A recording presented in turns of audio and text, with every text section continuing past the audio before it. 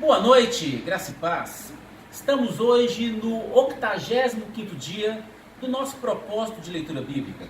E programado para hoje, temos os livros de Números 19 e 20, Provérbios 25 e Atos 21. Hoje eu quero compartilhar o meu devocional com vocês na minha célula, aqui na minha casa. Então eu gostaria também de pedir ao pessoal que abrisse a Bíblia em Números capítulo 20. O meu devocional de hoje vai ser em cima desse capítulo. Números, capítulo 20. Vou dar um pouquinho enquanto o pessoal encontra. Essa é uma passagem muito conhecida. Gostaria de ler 3 versículos. O 7, o 8 e o 11. Números 20, versículos 7, 8 e 11. Diz assim: Disse o Senhor a Moisés: Toma a vara, ajunta o povo, tire teu irmão Arão. Na presença deles, ordenai a rocha que dê as suas águas. Em outra versão, falai a rocha que dê a sua água. Versículo 11. Então Moisés levantou a mão e feriu a rocha 2 vezes com a sua vara. A rocha jorrou abundantemente e a congregação e os seus animais beberam. Essa passagem é uma passagem muito conhecida. Por que ela é muito conhecida? Aqui eles estavam prestes a entrar na terra prometida. Deus havia prometido que eles entrariam na terra prometida, isso depois de 40 anos no deserto. Esse capítulo ele começa dizendo que eles estavam no primeiro mês do 40º ano, ou seja, eles estavam prestes a entrar na terra prometida. Interessante que tem uma outra passagem, algumas pessoas confundem com essa passagem. Essa passagem ela se deu no contexto onde o povo estava andando no deserto e começaram a murmurar pedindo água.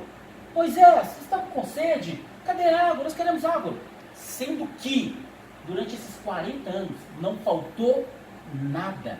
A roupa do corpo crescia junto com eles, o sapato crescia junto com eles, não faltou comida, não faltou carne para eles. Eles pediram carne, veio codornas.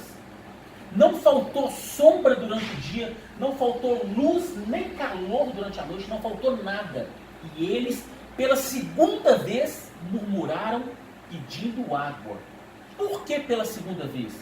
Logo no início da caminhada deles no deserto, pouco antes de Miriam ficar leprosa, e eu compartilhei esse devocional, o povo também murmurou pedindo água.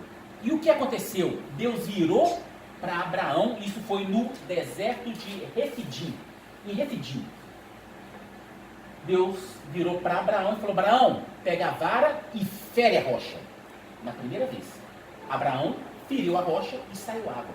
Agora, aproximadamente 40 anos depois, uma outra geração, um outro povo, eles novamente murmuram por falta de água, mas dessa vez Deus não pede para ele ferir a rocha, mas apenas falar. Fala para a rocha que vai jorrar água. Aqui tem tantas coisas para a gente poder tirar como aprendizado. Primeiro, trazendo assim para revelação, porque a Bíblia toda é importante a gente entender que ela toda aponta para Jesus. E Jesus, ele é considerado a rocha. E quando a rocha foi ferida, jorrou o quê? Água. Jorrou vida. E uma vez que a rocha, que Jesus foi ferido, bastou. Foi uma vez por todas. Não foi mais necessário, não há mais necessário sacrifícios. Agora bastava dizer. Representava Jesus sendo ferido ali na primeira vez, na segunda vez não precisava ferir a rocha.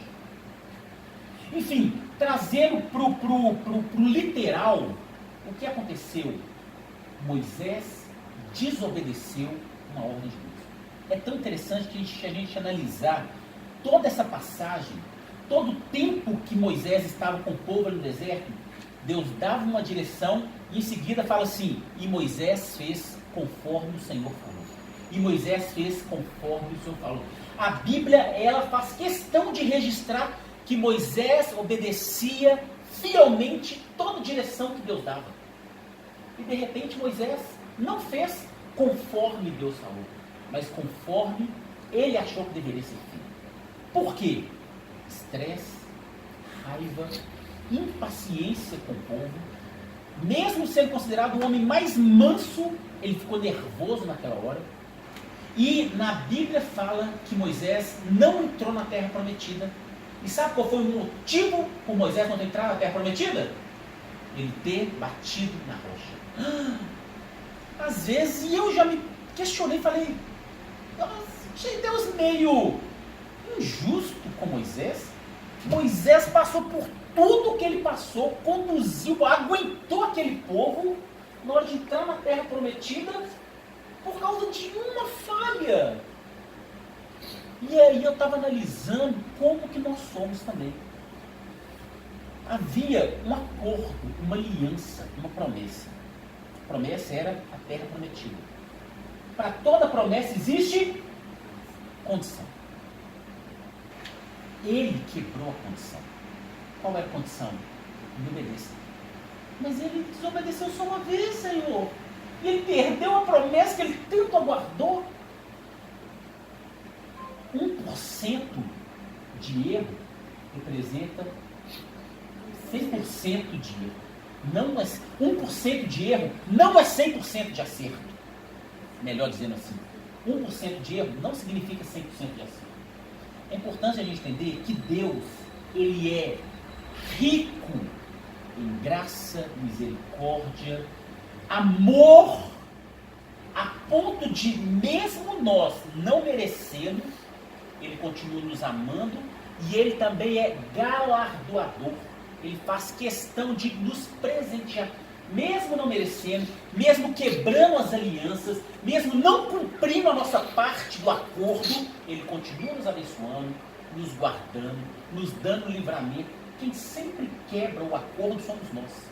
Tem uma frase que a gente, todo mundo gosta de dizer, porque é a mais pura verdade, que fiel é aquele que prometeu. Fiel é aquele que prometeu. Se ele prometeu, ele vai cumprir. Sim, desde que a gente obedeça a nossa parte do acordo, da aliança, desde que a gente cumpra o quê? A condição para a promessa se cumprir. E falar pra vocês uma coisa, quase nunca a gente cumpre. Porque nós somos pecadores. E sempre falhamos. Deus fala, se você fizer assim, assim, assim, assim, assim, você vai receber isso. Mas nós sempre falhamos. E Ele mesmo assim nos abençoa, Ele mesmo assim nos sustenta, nos protege. Mas aqui, Ele não permitiu que Moisés entrasse na terra prometida. E teve até uma outra situação que Moisés virou para ele e insistiu, Senhor, por favor, deixa eu entrar. Deus falou, não, e não se fala mais nisso. Se a gente analisar, na verdade, ele foi para a terra prometida, que é Canaã celestial. Ah, tá, mas aí você está olhando para o lado espiritual, eu fui para um lugar muito melhor. Mas não, ele queria ir para Canaã. A primeira terra prometida não era Canaã. É Canaã. E hoje a gente fala que é Canaã celestial, é o céu. Que é a terra prometida. A terra prometida para nós, quando morrermos, é a Canaã celestial. É conhecida como Canaã celestial. Ele estava indo para Canaã, física, e Deus não deixou ele entrar. Ele morreu antes de ir. Morreu antes de ir. Mas Deus, Ele é perfeito em tudo que Ele faz. Na verdade, se a gente analisar, o tempo dele tinha encerrado. Para conduzir o povo no deserto era necessário o homem mais manso da terra. Agora, para tomar posse da terra prometida, era necessário um soldado, um guerreiro. E Deus fala para Moisés assim, unge Josué. Quem vai dar sequência agora, quem vai conduzir o povo daqui para frente é Josué. Para conquistar a terra prometida, você já fez a sua parte, Moisés. Vem para mim agora. Você já fez, já cumpriu o seu papel na terra. Já tinha 120 anos de idade. Vem. Agora é a hora de Josué estar novo, forte. E ele vai dar sequência na história daqui para frente. Então Deus já tinha tudo planejado. Tudo aconteceu dentro de um plano de... Claro, Deus, não era plano de Deus Josué falhar, Moisés falhar e não entrar na terra prometida. Mas enfim, o que eu quero deixar, né, porque senão o vídeo vai ficar muito longo, o que eu quero deixar de aplicação para a minha vida é que a gente venha buscar ser fiel em tudo. Buscar ao máximo, porque a gente fica muitas vezes querendo reivindicar promessas, favores, bênçãos do Senhor. Você tem direito, é tudo graça, favor imerecido, a gente não merece. Que sejamos gratos, às vezes a gente deixa de receber alguma coisa, uma bênção.